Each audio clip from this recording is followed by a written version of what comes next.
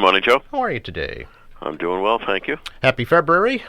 Yes, indeed. Here we go. Here we go. And Happy Lunar New Year, too. Happy Lunar New Year, big time. Absolutely. We were down in Wollaston Center yesterday with Councilor Kane and a number of folks from our commission that's studying our equality issues, and we put up a Lunar New Year banner, a number of banners going up around the city to help celebrate the Year of the Tiger. Yes, which, as I understand... Which is great! Not Tony, Mayor. No, that's right, that's right. But a lot of characteristics of the Year of the Tiger we hope will come true. Bravery, resilience, new beginnings. Wow. Yeah. Apropos. Absolutely. And you were able to put up that banner because you got the snow out of the way, right? Well, we certainly did shovel that corner off. Yes.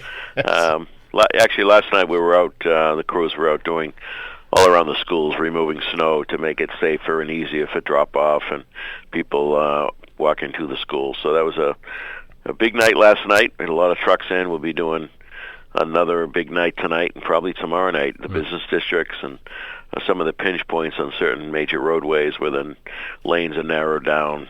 Just trying to make the city safer, of course. Yeah. Are there snow farms again in the city? We have one right now down at the shipyard. Mr. Quirk is always generous with his offer to assist, so we have a big one down there right now. That is nice, certainly. It helps. It does indeed, yeah, instead of having to truck it to who knows where. Right. So schools are open today, regular schedule, right? Yes, indeed. Yep. Back at it. Got to be an issue in Boston, I know, yesterday. A lot of parents didn't think they should have been open because of the snow. Yeah, I actually knew somebody that their wife teaches in Boston, and they were told she'd have to get dropped off because she couldn't park in the school. Yeah. So I don't know why they opened what the hurry was if they weren't prepared, but I got enough to worry about in my city, so I'll leave that to others. How would you rate kind of the city's response to the storm? Look, we got to keep in mind that I'm my biggest critic, you know. So I always am analyzing things and how can we do better? How can we improve? What went wrong? What were the issues? And there's times you get breakdowns. You get times someone gets sick. So some of the people you have typically on a route, it's not the same person. But overall, everything was kept open so that emergency vehicles really could access just about any home. I think we could have done a better job in some neighborhoods. I think other neighborhoods were exceptional. So.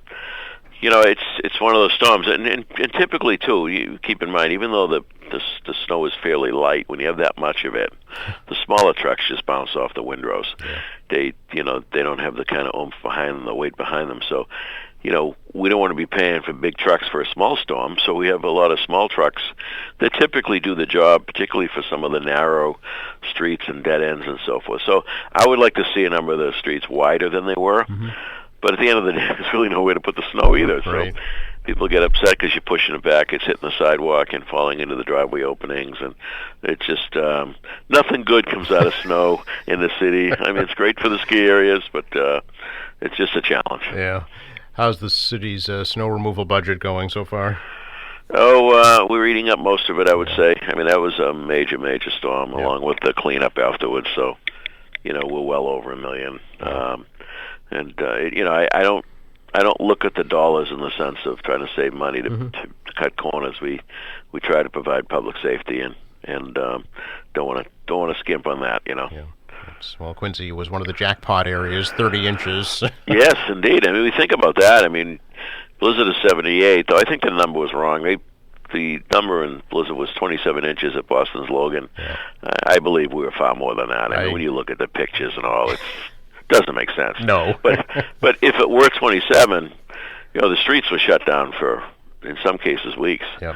It was kind of a cool time because people were helping one another and more friendly, and it was kind of a neat time for humanity in a sense. But we were closed down for a long time. We had 30 inches of snow. We never shut down.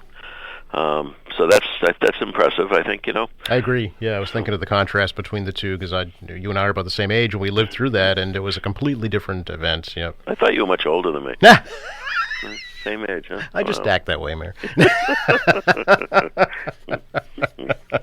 But it was completely different. First of all, we thought it was going to be flurries the day of the blizzard.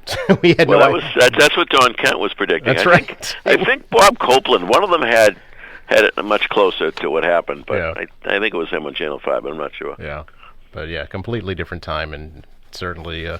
That was when they used to draw their maps on the board when you know. I Gee. do remember that. Yes. Oh, times Did have changed. did the seawalls pan out like you would hope they did? Yeah, they did. There was, the meteorologists were concerned about, tidal, and I get that. But 10.5 is not devastating. Right. It's the question is how the surge comes in and what kind of splash over you get, that kind of thing. But no, it held up really well. I would argue it wasn't the greatest test. It was, yes, it was a test, and everything looked great. So I think that's a good thing. We gotta keep the momentum going and get ready for the next phase. Yeah. Mayor, can we talk a little bit about what kind of items you might be bringing to the City Council this month? Sure. Well, I know that we're bringing funding in for another ladder truck and a fire engine.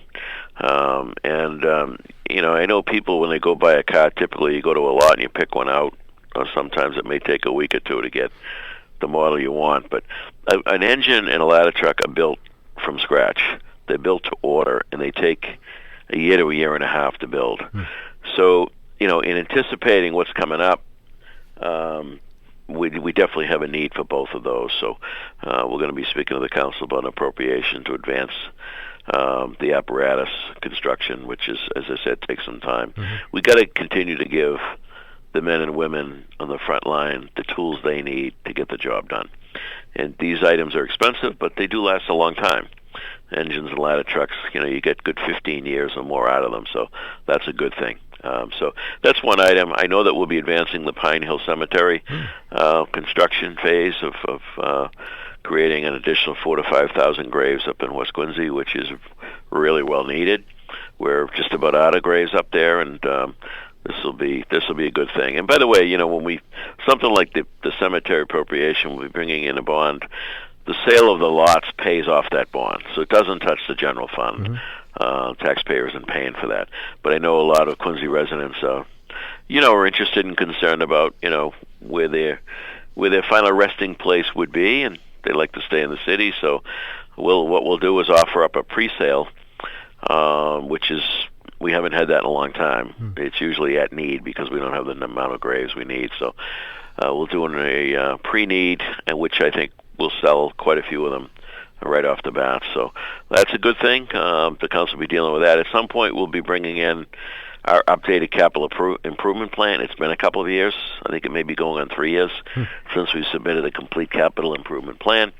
And we're working on the finishing touches on that. And that's considered a 5-year rolling plan, which addresses everything you can think of infrastructure-wise.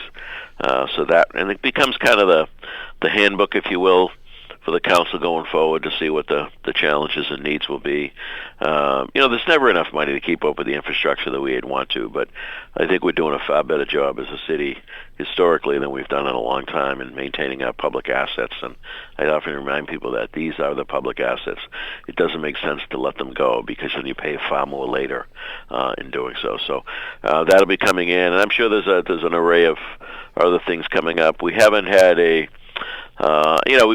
we brought this couple of zoning pieces in, and we'll be looking at some other zoning pieces for the city council. We have not put a lot of items before them over the last couple of years with the COVID and the challenges we were dealing with. So we got to get back to the agenda, if you will.